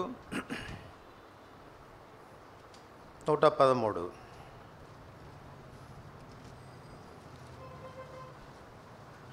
5వ వచనం నుండి 8వ వచనాల వరకు. 113వ కీర్తన 5 నుండి 8 వచనాల వరకు. ఉన్నతమందు ఆసీనుడై ఉన్న మన దేవుడైన యెహోవాను పోలి ఉన్నవాడెవడు? ఆయన భూమి ఆకాశములను వంగి చూడ అనుగ్రహించుచున్నాడు. తన ప్రజల ప్రధానులతో వారిని కూర్చుండబెట్టుటకాయ ఆ నేల నుండి దరిద్రులను లేవనెత్తువాడు. పెంట కుప్పము నుండి బీదలను. ఇప్పుడు చెప్పండి, మన అడ్రస్ లొకేట్ చేసింది ఎవరు చేశారు? దేవుడే చేశాడు. స్వయంగా ఆయనే చేశాడు. ఉన్నతమైన సింహాసనం మీద ఆసీనుడైన దేవుడు వంగి చూడ అనుగ్రహించాడు. క్రిందికి చూడ్డానికి తన అనుగ్రహాన్ని చూపాడు. పెంట కుప్ప మీద పడున్న నిన్ను చూడటానికి తను తగ్గించుకున్నాడు. ఇంగ్లీష్ బైబిల్లో ఇంకా చక్కగా ఉంది, he humbled himself to bow down అనుంది. అంటే తాను వంగి చూడ్డానికి తను తగ్గించుకున్నాడంట. సర్వసాధారణంగా మనం కింద చూడటానికి ఇష్టపడం కదా. ఎల్డీసీ నుంచి యూడీసీ అయ్యారంటే చాలు. ఏరా కళ్ళు నెత్తికెక్కినాయే అంటారు మనల్ని. అంటే అర్థం ఏంటి? కిందికి చూడ్డాడు, పైనే చూస్తూ ఉంటాం. మన లక్షణం అది. ఆయన అత్యున్నతమైన సింహాసనం మీద ఆసనుడైన దేవుడు. ఆయన కంటే ఇంకా హెచ్చైన సింహాసనం ఏది? అవి ప్రభుత్వములైనా, అధికారములైనా, ప్రధానులైనా, సింహాసనాలైనా అన్నీ ఆయన పాదాల కింద ఉండాల్సిందే. ఏది ఆయనకు పైన ఆయనతో సమానమైన సింహాసనం ఏది. అంతటి సింహాసనం మీద కూర్చున్న దేవుడు ఏం చేశాడంట? ఉట్టి వంగి చూస్తే లాభం లేదు కదా. ఏం చేయాలి మరి? అడ్రస్ ట్రేస్ అవుట్ అయిన తర్వాత దావీదు ఏం చేస్తున్నాడు? మనుషులను పంపి, he sent his men, మనుషుల్ని పంపించాడు. అడ్రస్ ట్రేస్ అయిన తర్వాత ఈ దేవుడు ఏం చేశాడు? లూకాసు వార్త 19:10 చూడకుండా చెప్పండి. నశించిన దానిని వెదకి రక్షించుటకు మనిషి కుమారుడు ఈ లోకానికి వచ్చాడు. స్వయంగా ఆయన వెతుక్కుంటూ వచ్చాడు మనల్ని. ఒకసారి దావీదు ప్రేమకు, మన ఎడల దేవుడు చూపుతున్నటువంటి ప్రేమకు ఉన్న వ్యత్యాసం ఎంత గొప్పదో ఆలోచన చేయి. వ్యత్యాసం ఎంత గొప్పదో. హీ హిమ్సెల్ఫ్ తను తాను దిగొచ్చాడు. అందుకే పౌలు రాస్తూ తిమోతికి అంటాడు, దైవ భక్తిని గూర్చిన మర్మము చాలా గొప్పది. దైవభక్తిని గూర్చిన మర్మం చాలా గొప్పది. ఇది మర్మంగా అనిపిస్తూ ఉంది, అర్థం కావడం లేదు నాకు. ఏంటి ఆ మర్మం? ఆయన ఎవరు? ఆయన ఆ అత్యున్నతమైన సింహాసనం మీద కూర్చున్న ఆయన, రాజులకు రాజుగా ప్రభువులకు ప్రభుగా ఉన్నవాడు, ద్రోగాహమైన తేజస్సులో అమరత్వం కలిగి నివసించే దేవుడు. దూతలు సైతం ఆయన చూడటానికి వెరుస్తారు, అంతటి మహిమ కలిగినటువంటి దేవుడు సశరీరుడుగా రావడం, ఒక మానవుడిగా రావడం, పాప శరీరాకారంతో రావటం. కారణం నిన్ను నన్ను వెతుక్కుంటూ రావడానికి, పెంట కుప్ప మీద పడి ఉన్నటువంటి మనల్ని వెతుక్కుంటూ రావడానికి, అధికారులతో ప్రధానులతో మరలా మనల్ని కూర్చుండబెట్టాలి అన్న సంకల్పంతో నశించి పడి ఉన్న మన చోటికి దిగిరాడానికి ఇష్టపడ్డాడు. అందుకే ఫిలిప్పీయులకు రాస్తూ 3వ అధ్యాయంలో పౌలు అంటాడు, క్రీస్తు యేసుకు కలిగిన ఈ మనసు దేవునితో సమానంగా ఉన్నట్టు విడిచిపెట్టకూడని భాగ్యం మనం ఎంచుకోలేదు, కానీ దాసుని స్వరూపాన్ని ధరించుకొని తను తానే రిక్తునిగా చేసుకున్నాడు. దావీదు వెళ్ళి ఉండవచ్చు మెఫీబోషెతును వెతుక్కుంటూ, కానీ దావీదుకు కొంచెం ఈగోయిజం ఉన్నట్టు కనపడుతుంది కదండి. నేను వెళ్ళడం ఏంటి వాడి దగ్గరికి, మనుషుల్ని పంపిస్తా, ఉపకారం అయితే చేస్తా, దేన్ని బట్టి? యోనాతానుతో చేసుకున్న నిబంధన బట్టి వాడికైతే ఉపకారం చూపిస్తాను, కానీ మరి నేను వెళ్ళి వాని పిలుచుకొచ్చే అంత సీను ఎవరికి లేదు అంటాం కదా మనం. వాడికి అంత సీన్ లేదు కనుక మెఫీబోషెత్కి అంత సీన్ లేదు. మెఫీబోషెత్కే సీన్ లేకపోతే మనకేం సీన్ ఉంటుంది చెప్పండి. మనల్ని వెతుక్కుంటూ ఆయన స్వయంగా దిగి వచ్చాడు. ఎంత ప్రేమ కలిగిన దేవుడు, ఎంత తగ్గింపు కలిగినటువంటి దేవుడు. శిక్షకు పాత్రులం, శాపగ్రస్తులం, శత్రువులం, పాపాన్ని బట్టి మరణ భయంతో దాస్యానికి లోబడిన వారం, ఆయన సన్నిధి నుంచి దూరం అయిపోయిన వారం, నిర్దేవులం, నిరీక్షణ లేని వారం, నిబంధన లేని ప్రజలం, మనల్ని వెతుక్కుంటూ వస్తున్నాడు. అది ఆయన చూపినటువంటి ప్రేమ.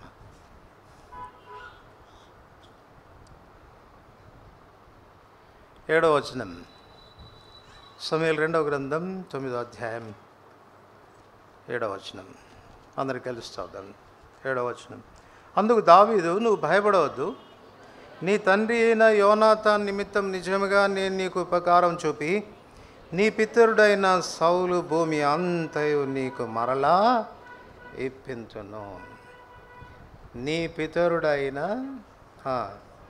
సౌలు భూమి అంతయు నీకు మరలా ఇప్పించును. 9వ వచనం, అప్పుడు రాజు సౌలు సేవకుడైన సీబాను పిలువనంపి సౌలుకును అతని కుటుంబమునకు కలిగిన సొత్తంతటిని నీ యజమానుని కుమారునికి నేను ఇప్పించి ఉన్నాను. It is his grace. ఎందుకు గ్రేస్ అంటున్నాను చెప్పండి? హీ వోంట్ డిజర్వ్ ఇట్ కదా, దానికి అర్హుడు కాదు. చంపకుండా వదిలిపెట్టడం కనికరం, చంపబడ్డానికి అర్హుడు. ఇప్పుడు ఈ స్వాస్థ్యానికి తాను హక్కుదారుడు కాదు. వాస్తవానికి ఎవరు హక్కుదారుడు? భూమి అంతా ఎవరిదండి? రాజుది. ఇప్పుడు దావీదు ఏం చేస్తున్నాడు చెప్పండి? మీ నాన్నగారు మీ తాతగారు సౌలు భూమి ఎంత ఉనిందో అంతా కూడా నేనేం చేస్తాను నీకు మళ్ళీ. ఇప్పుడు వాస్తవానికి ఈ తాతగారి సౌలు భూమిని దావీదు ఏమైనా కొనుక్కున్నాడా? Did he pay anything? ఏమన్నా క్రైమ్ చెల్లించాడా? లేదు. కాకపోతే సౌలు భూమిని సౌలు మళ్ళీ మెఫీబోషెతుకు ఇప్పించాడు. అంటే ఇప్పుడు తన ఎడల కృప చూపే విషయానికి వచ్చినప్పుడు తాను చెల్లించిన క్రయం ఏంటి అని అంటే ఏమని చెప్పాలి చెప్పండి? దావీదు చెల్లించిన క్రయం ఏంటి అని అంటే ఏం చెప్పాలా? ఒకవేళ ఈ భూమి గాన మెఫీబోషెతుకి ఇవ్వకపోతే ఆ భూమి ఎవరిదవుతుంది? దావీదు అవుతుంది. అంటే తాను చెల్లించిన క్రయం ఏంటంటే ఈ పొలం లేక ఈ ఆస్తి అది ఇచ్చాడు అంతే. అది కూడా తందేం కాదు, ₹1 పెట్టి కొనుక్కోలేదు. రాజరికానికి వచ్చాడు కనుక దానికి సంక్రమించినటువంటిదే కానీ కష్టపడి సంపాదించిందో లేకపోతే క్రయం ఇచ్చి కొనదో కూడా కాదు. వాళ్ళ తాతగారి ఆస్తి తిరిగి ఇచ్చేశాడు. ఇవ్వకపోయినా అడిగే నాదుడు లేడు. దాన్ని కూడా క్రైమ్ అనేది చెప్పాలి. కానీ మన ప్రభు చెల్లించిన క్రైమ్ ఏంటి? మన ప్రభుకు చెల్లించిన క్రైమ్ ఏంటి? శాపగ్రస్తులమైన మనల్ని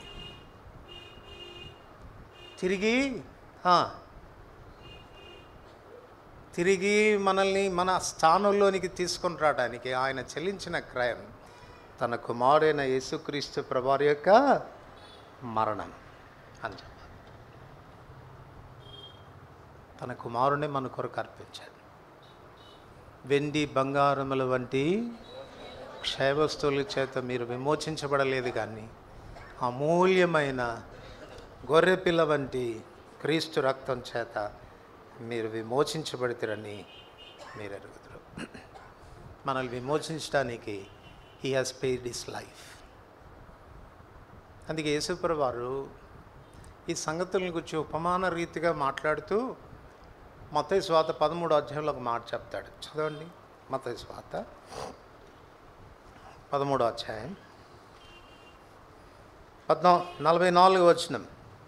మత్తయి సువార్త 13వ అధ్యాయం 44వ వచనం. పరలోక రాజ్యము పొలంలో దాచబడిన ధనమును పోలి ఉన్నది. ఒక మనుషుడు దాన్ని కనుగొని దాచిపెట్టి అది దొరికిన సంతోషంతో వెళ్ళి తనకు కలిగినదంతయు అమ్మి. ఎంత అమ్మేశాడు దాన్ని కొనుక్కోవడానికి? నిన్ను నన్ను కొనుక్కోవడానికి ఆయన ఎంత అమ్మేశాడు? తను తానే అమ్ముకున్నాడు. He paid his life. తన రక్తాన్నే మన కొరకు క్రయధనంగా చెల్లించాడు. ఎంత ప్రశస్తమైన వారం ఆయన దృష్టికి ఒకసారి ఆలోచించు. ఉపకారం చూపడానికి ఎవడైనా ఉన్నాడా? యోనాతాను కుటుంబీకుల్లో నేను ఉపకారం చూపడానికి ఎవడైనా ఉన్నాడా అని తలంచిన దావీదు కేవలం తలంపుతోనే ఆగిపోలేదు, ప్రయత్నం చేశాడు. తన చిరునామా వెతికి పట్టుకున్నాడు. మనుషుల్ని పంపించి ఆ మనిషిని తీసుకొచ్చాడు. చంపకుండా ఉపకారం చేశాడు. అంతేకాదు, ఇప్పుడు తన పొలం అంతటిని కూడా తిరిగి మన దేవుడు దానికంటే ఎక్కువ చేశాడు కదా మనకు. తన ప్రాణాన్ని మన కొరకు అర్పించాడు. అందుకే పౌలు రాస్తూ అంటాడు రోమా 8:32లో, తన సొంత కుమారుణ్ణి మనకు అనుగ్రహించడానికి వెనుది అని దేవుడు ఆయనతో పాటు సమస్తమును మనకెందుకు అనుగ్రహింపడు. He has given his beloved son, తన అద్వితీయ కుమారుణ్ణి, ప్రాణప్రియుడైన కుమారుణ్ణి నీ ప్రాణ విమోచన క్రయధనంగా తన్నిచ్చాడు. ఏమి ఇవ్వడు నీకు ఆయన? ఇంకేమైనా ఇస్తాడు? దావీదు కేవలం వాళ్ళ తాతగారి పొలమే ఇచ్చాడు. బహుశా ఇలా చెప్పుండొచ్చు కదా, ఒరే మీ తాతగారి పొలమే కాదురా, యోనాతాను బట్టి, యోనాతాను కుమారుడు కాబట్టి నువ్వు ఇదిగో నా పొలాల్లో కూడా కొన్ని నీకు ఇచ్చేస్తున్నాను అన్నాడా? లేదు. వాళ్ళ తాతగారి పొలాలు ఇప్పించడమే మెహర్బానీ చేసినట్టు కదా. దావీదు ఫీల్ అయిపోతూ ఉంటాడు, నేను చాలా ఉపకారం చేశాను. మన ప్రభు ఎంత ఫీల్ కావాలండి. He has paid his life. తన ప్రాణమే ఇచ్చాడు క్రయధనంగా. అంత మాత్రమే కాదు, ఇప్పుడు 7వ వచనం మళ్ళీ ఒకసారి చదువుదాం. 2 సమూయేలు 9వ అధ్యాయం 7వ వచనం అందరికి కలిసి. అందుకు దావీదు, నీవు భయపడవద్దు, నీ తండ్రి అయిన యోనాతాను నిమిత్తము నిజముగా నేను నీకు ఉపకారం చూపి నీ పితరుడైన సౌలు భూమి అంతయు నీకు మరలా ఇప్పింతును, మరియు నీవు సదాకాలము నా బల్ల యొద్దనే భోజనం చేయుదువు. ఉపకారం చూపుటలో తాను చూపిన మరొక కార్యం ఏంటి అని అంటే, ఏం చేస్తున్నాడు చెప్పండి? తనకు ఒక ప్రివిలేజ్ ఇస్తున్నాడు. ఏంటి ఆ ప్రివిలేజ్? సదాకాలము నా బల్ల యొద్దనే నీవు భోజనం చేస్తావు. ఈ భోజనం చేయదు, నా బల్ల యొద్ద భోజనం చేయదు అనేటువంటి మాట ఈ సందర్భంలో 3 పర్యాలు ప్రస్తావించబడినట్లుగా, 4 పర్యాలు ప్రస్తావించబడినట్లుగా మనకు కనబడుతుంది. చూడండి, 9వ అధ్యాయం మొట్టమొదటిగా 7వ వచనంలో మనకు కనపడింది. తర్వాత 10వ వచనం, కాబట్టి నీవును నీ కుమారులను నీ దాసులను అతని కొరకు ఆ భూమిని సాగు చేసి నీ యజమాని కుమారుని భోజనమునకై ఆహారం కలుగునట్లు నీవు దాని పంట తేవలను. నీ యజమాని కుమారుడైన మెఫీబోషెతు ఎల్లప్పుడూ నా బల్ల యొద్దనే భోజనము చేయునని సెలవిచ్చను. ఎన్నో పర్యాయం ఇది? 2వ పర్యాయం. 11వ వచనం, నా ఏలినవాడు ఒక రాజు తన దాసునికి ఇచ్చిన ఆజ్ఞాంతరి చొప్పున నీ దాసుడిని నేను చేసింది సీబా రాజుతో చెప్పెను. కాగా మెఫీబోషెతు రాజకుమారులు ఒకడైనట్టుగా రాజు బల్ల యొద్దనే భోజనం చేయుచుండెను. 13వ వచనం, మెఫీబోషెతు యెరూషలేములో కాపురముండి సదాకాలం రాజు బల్ల యొద్ద భోజనం చేసు. 4 పర్యాలు రాయబడింది. 4 పర్యాలు. ఎక్కడ భోజనం చేస్తాడంట? రాజు బల్ల యొద్ద భోజనం చేయడం చిన్న విషయమా? ఎంత గొప్ప ఆనర్ తనకు, ఎంత గొప్ప ఆనర్. కానీ ఇక్కడ ఒక చిన్న కిటుకుంది. ఏంటో చెప్తారా? చిన్న కిటుకుంది. రాజు బల్ల యొద్ద భోజనం చేసేటువంటి ఆధిక్యత దావీదు ఇచ్చాడు, కానీ ఒక చిన్న విషయం మిస్ అవుతుంది. ఏంటో చెప్తారా? అది మిస్ అవుతుంది. రాజకుమారులలో ఒకడైనట్టు అంటే రాజకుమారుడుగా స్వీకరించడం లేదు. He didn't accept him as his son. కుమారుడుగా అంగీకరించడం లేదు. కుమారత్వపు హోదా ఇచ్చాడంతే. రాజు కుమారుల్లో ఒకడు. ఎందుకు ఇవ్వలేదు అంటారు చెప్తారా? దావీదు చాలా తెలివైనోడు. బల్ల దగ్గర నువ్వు ఎన్నిసార్లు అన్నారా బాబు, బ్రేక్ఫాస్ట్ పెడతా, మిడ్ డే మీల్స్, నైట్ భోజనం కూడా, అవసరం అనుకుంటే మధ్యలో ఏమైనా స్నాక్స్ కూడా కావాలంటే కూడా నా బల్ల దగ్గరికి వచ్చి తిను. తినేటప్పుడు కూడా రాజకుమారుడు లాగా తిను, కానీ నువ్వు రాజకుమారుడు కాదు. ఎందుకు? కుమారుడు అయితే ఏమవుతాడు చెప్పండి? వారసుడు అవుతాడు. ఎంత తెలివైనోడో చూసారా దావీదు. యోనాతాను కుమారులలో ఎవడన్నా ఒకడు ఉన్నాడా ఉపకారం చేయడానికి? కానీ నీకు ఉపకారం చేస్తాడా బాబు? మీ తాత పొలమంతా నీకే, ఇంకా నీవు బ్రతికిన దినాలంతా కూడా నా బల్ల యొద్దనే భోజనం చేస్తావు. రాజకుమారులు ఒకడైనట్టుగా ఉంటావు అని చెప్పాడు. కానీ మన ప్రభు మన ఎడల చూపిన ప్రేమ, ఇది మీ కొరకై విరవబడిన నా శరీరం, ఇది మీ కొరకై చిందింపబడిన నా రక్తం. నా శరీరం నిజమైన ఆహారమును, నా రక్తం నిజమైన పానీయమైంది. మీరు దీనిలో పాలు పొందుతున్నప్పుడల్లా ఏం జ్ఞాపకం చేసుకోవాలా? ఎందుకు జ్ఞాపకం చేసుకోవాలా? ప్రభువు వచ్చే వరకు ఆయనను జ్ఞాపకం చేసుకోవాలి. వస్తే ఏం చేస్తాడు ఆయన? లూకా సువార్త 22వ అధ్యాయం, లూకా సువార్త 22వ అధ్యాయం 28, 29, 30 వచనాలు అందరికి కలిసి చదువుతాను. 28, 29, 30 వచనం. నా శోధనలో నాతో కూడా నిలిచిన వారు మీరే గనక నా తండ్రి నాకు రాజ్యమును నియమించినట్లుగా నా రాజ్యములో నా బల్ల యొద్ద అన్నపానములు పుచ్చుకొని సింహాసనముల మీద కూర్చుండి ఇశ్రాయేలు 12 గోత్రముల వారికి తీర్పు తీర్చుటకై బల్లం మీద భోజనం చేసేదే కాదు, సింహాసనాలు కూడా ఇస్తాను మీకు. I will treat you as my own Sons. నా సొంత కుమారులుగా ఇస్తాను. ఎక్కడ కూర్చోబెడతాను? సింహాసనం మీద కూర్చోబెడతాను. నాతో కూడా నిలుచున్న వారు మీరే. నా శ్రమల్లో నాతో నిలిచిన వారు మీరే. కాబట్టి మిమ్మల్ని నా కుమారులుగా అంగీకరించిన మాత్రమే కాదు, సింహాసనం మీద కూర్చుండబెడతాను. దావీదు అంత తెలివైనోడు అనుకోవాలి చెప్పండి. దావీదు ఈ విషయానికి వస్తే నేను దీన్ని ఆలోచిస్తున్నప్పుడు దావీదు కంటే యోనాతాను కొంచెం మెరుగైనోడేమో అనిపించింది నాకు. ఎట్లా చెప్పచ్చు చెప్పండి. ఒక చోట అంటాడు యోనాతాను ఏమని, దావీదా నాకంటే నీవే యోగ్యుడు, సింహాసనం మీదకి నీ వస్తావు.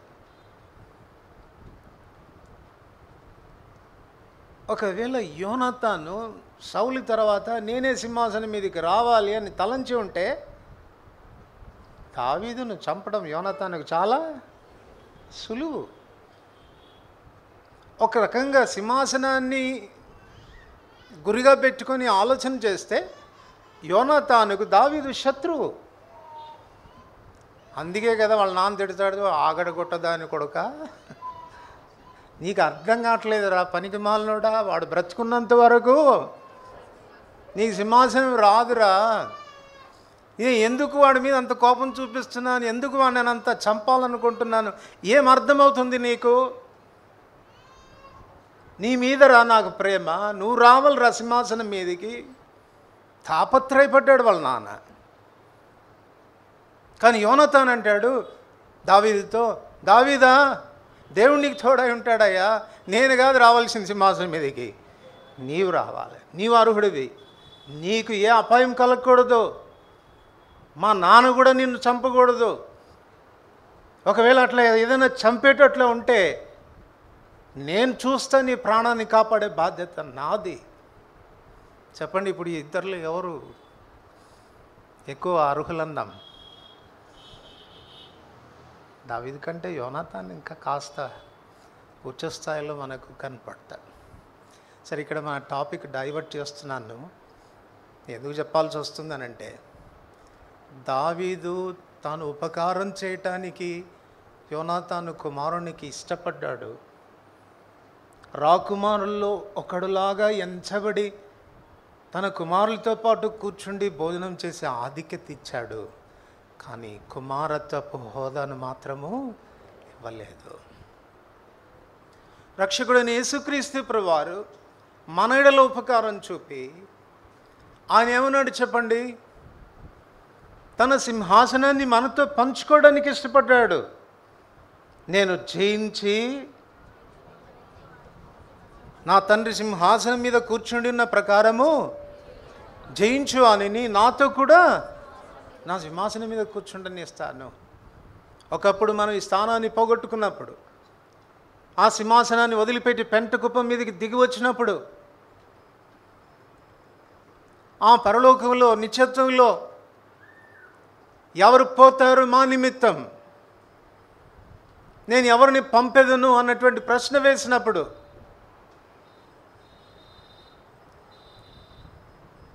ఈ కుమారుడైన యేసుక్రీస్తు ప్రభువారు తాను స్పందించాడు. నాయన, నువ్వు పోతావా? నువ్వు వెళ్తావా అక్కడికి?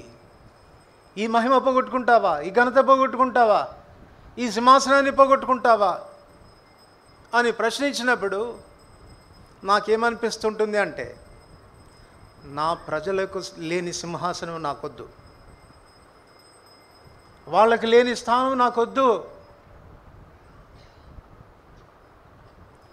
అని త్యాగం చేసి ఆ సింహాసనాన్ని సైతం త్యజించిన వాడు మన ప్రభు.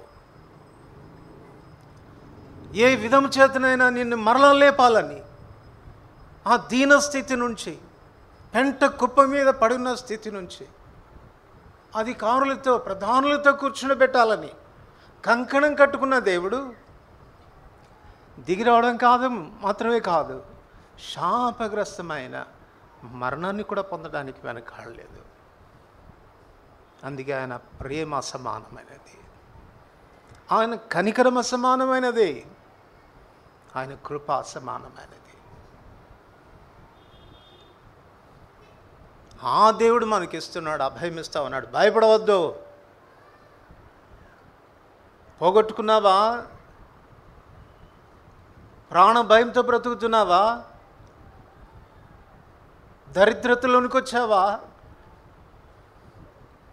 ఆకలి చావుతో చచ్చిపోతానేమో అన్న భయంతో బ్రతుకుతున్నావా? పాపానికి బానిసైపోయావా? మరణ భయంతో దాక్కుంటా ఉన్నావా? నా కుమారుడా, భయపడవద్దు, రా. నా కుమారుడని యేసుప్రభువుని బట్టి నేను నీకు ఉపకారం చూపుతాను. నువ్వు కోల్పోయిందంతా కూడా, ఆదాములో కోల్పోయిందంతా కూడా నేను తిరిగి నీకు సమకూరుస్తాను. ఇది ఆయన ఇచ్చేటువంటి అభయం. చివరిగా సమూయేలు 2వ గ్రంథం 9వ అధ్యాయం. దానికంటే ముందు మరొక విషయం కూడా చూద్దాం. 9వ అధ్యాయం 13వ వచనం. ఇందులో 2 విషయాలు మనకు కనపడతాయి. 9వ వచనం 9వ అధ్యాయం 13వ వచనం కలిసి చదువుతాం. మెఫీబోషెతు యెరూషలేములో కాపురం ఉండి సదాకాలం రాజు బల్ల యొద్ద భోజనం చేయుచుండెను. అతని కాళ్ళు 2 కుంటివి. 2 విషయాలు మనకి ఇందులో కనపడతాయి. మెఫీబోషెతు యెరూషలేములో కాపురం ఉండి, యెరూషలేములో కాపురం ఉండి అని అన్నప్పుడు, యెరూషలేము ఒక పట్టణం. యెరూషలేములో ఎక్కడైనా కాపురం ఉన్నా యెరూషలేములో కాపురం ఉన్నట్టే. కానీ మెఫీబోషెతు కాపురం ఉన్నది ఎక్కడ అనుకుంటారు మీరు? ఎక్కడ కాపురం ఉండి ఉంటాడు? రాజు బల్ల యొద్దనే భోజనం చేసేవాడు ఎక్కడ కాపురం ఉంటాడు? రాజు ఇంటిలోనే కాపురం ఉన్నాడు. రాజు ఇంటిలో కాపురం ఉంటే జరిగే మరొక ఉపకారం ఏంటో చెప్తారా?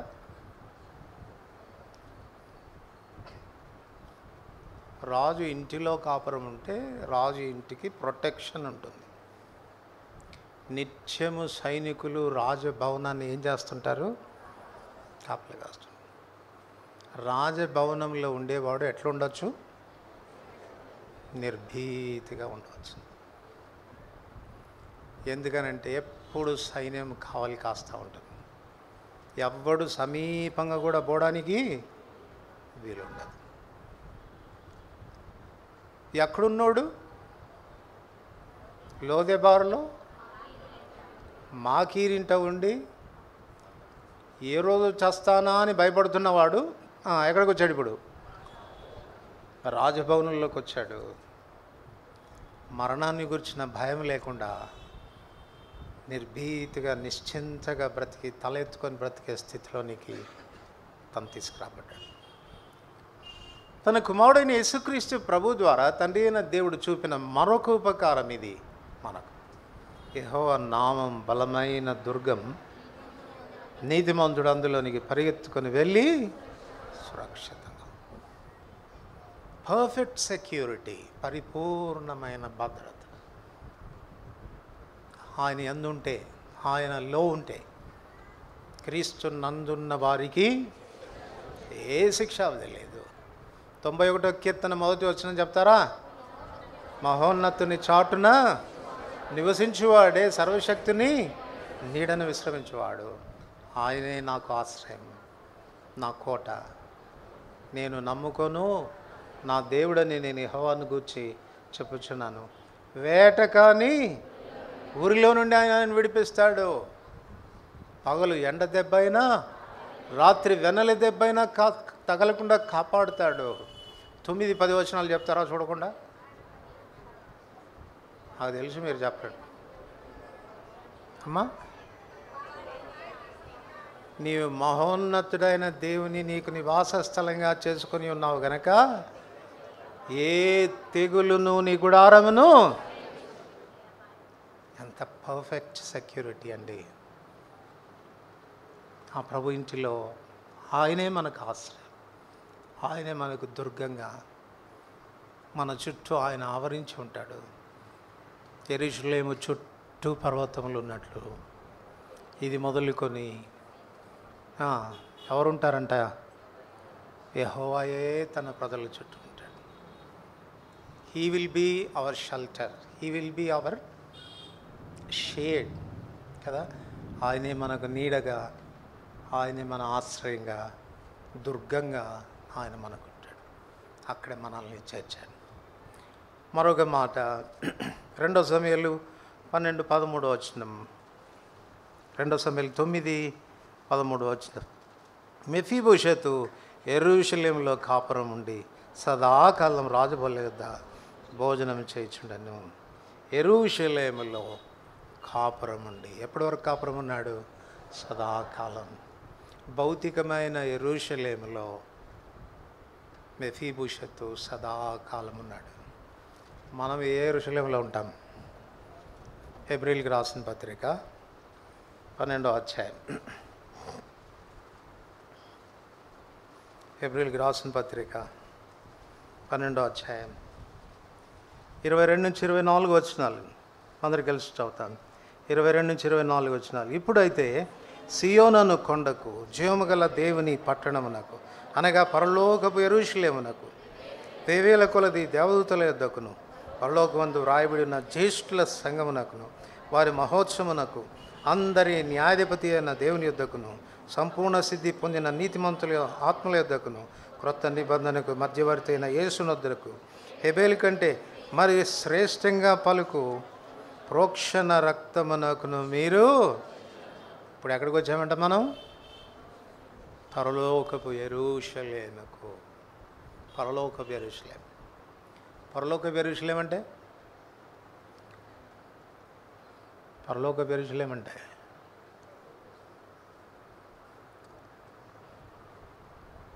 చాలా పర్యాలు దీన్ని పట్టణం అనుకుంటాం, కానీ పరలోకపు యెరూషలేము ఏంటి? చదవండి. ప్రకటన 21 మొదటి వచనం చదువు. క్రొత్త ఆకాశమును క్రొత్త భూమిని చూచితిని.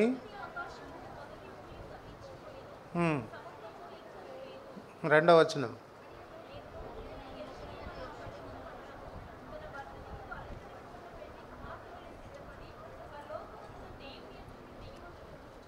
చాలు, ఇప్పుడు చెప్పండి. What is new Jerusalem? సంఘం. సంఘం అంటే, సంఘం అంటే ఏ సంఘం? పెళ్లి కుమార్తె అయిన సంఘం కదా, పెళ్లి కుమార్తె అయిన సంఘం. ప్రకటన 22వ అధ్యాయం. ప్రకటన 22వ అధ్యాయం 10-11 వచనాలు అందరికి కలిసి చదువుదాం. ఆత్మవశుడనై ఉన్న నన్ను ఎత్తైన గొప్ప పర్వతం మీదకి కొనిపోయి యెరూషలేము అను పరిశుద్ధ పట్టణం 21వ అధ్యాయం 21వ అధ్యాయం 10-11 వచనాలు. ఆత్మవశుడనైన నన్ను ఎత్తైన గొప్ప పర్వతం మీదకి కొనిపోయి యెరూషలేము అను పరిశుద్ధ పట్టణం దేవుని మహిమగలదై పరలోకమందున్న దేవుని యుద్ధ నుండి దిగి వచ్చుట నాకు చూపెను. దాని అందలు వెలుగు ధగధగ మెరియు సూర్యకాంతము వంటి అమూల్య రత్నమును.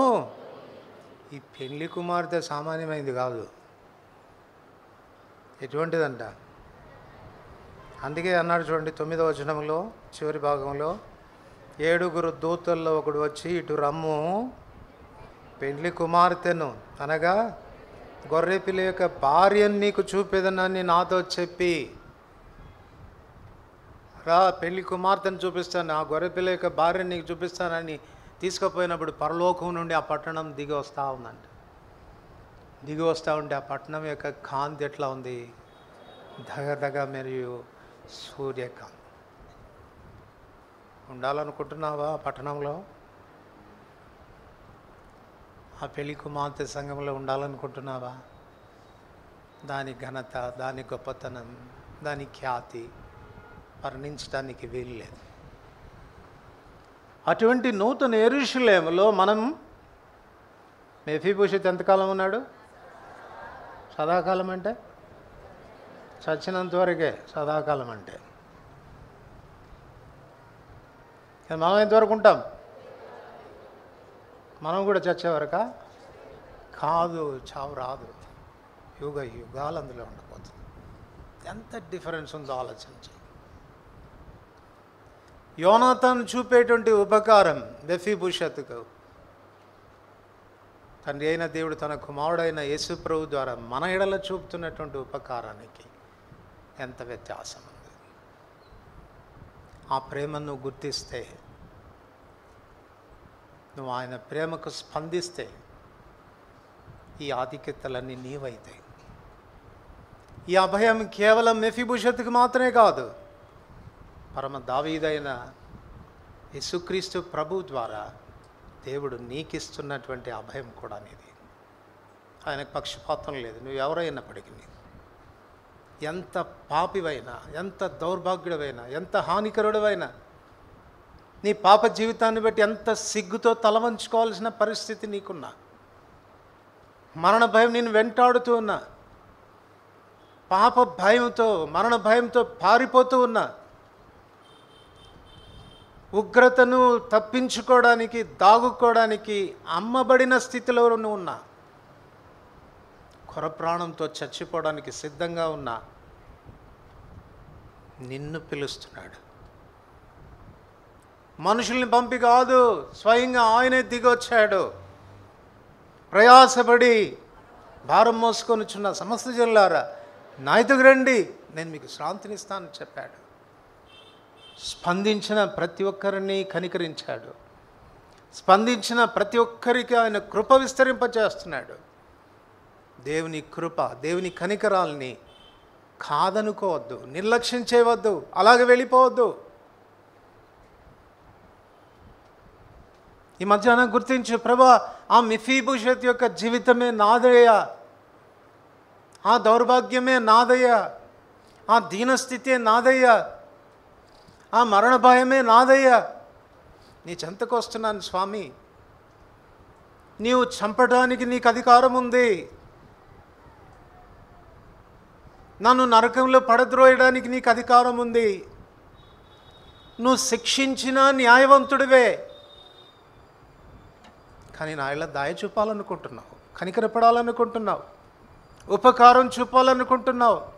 వస్తున్నానయ్యా నీ చెంతకని ఆయన ఇచ్చే అభయానికి నువ్వు స్పందిస్తే, భయపడవద్దు అని చెప్పిన మాటకు ధైర్యంగా నువ్వు ఆయన చెంతకు రాగలిగితే, ఈ ఆశీర్వాదాలన్నీ కూడా నీవవుతాయి. ప్రార్థన చేసుకో.